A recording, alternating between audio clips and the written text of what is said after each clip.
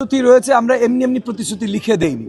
So এখানে যা যা লেখা আছে এগুলো ইতিমধ্যে গত কয়েক মাস ধরে আমরা ফাইন্যান্সিয়াল অর্গানাইজেশনস, লোকাল, বিদেশি, স্পেশালি এমন দেশগুলোতে যারা মুসলমান ভাতৃপ্রতিম দেশগুলোতে আরও সহজে ফাইন্যান্সিং করেন, 0 মানে 0% সুদে বা ওরকম 0-র কাছাকাছি শতাংশ সুদে ফাইন্যান্সিং করেন, স্পেশালি নাগরিক সুবিধা প্রদানের যে কর্মকাণ্ডগুলো আছে সেগুলোতে।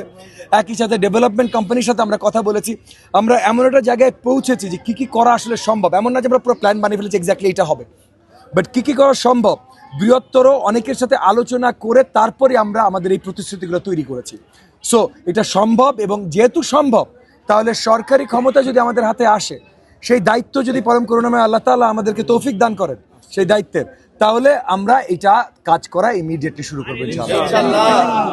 সরকারি চাকরির জন্য ট্রেনিং অ্যান্ড হোয়াটনটের ব্যবস্থা আমাদের এই অত্র এলাকার ক্যাম্পগুলোর জন্য আমরা করব।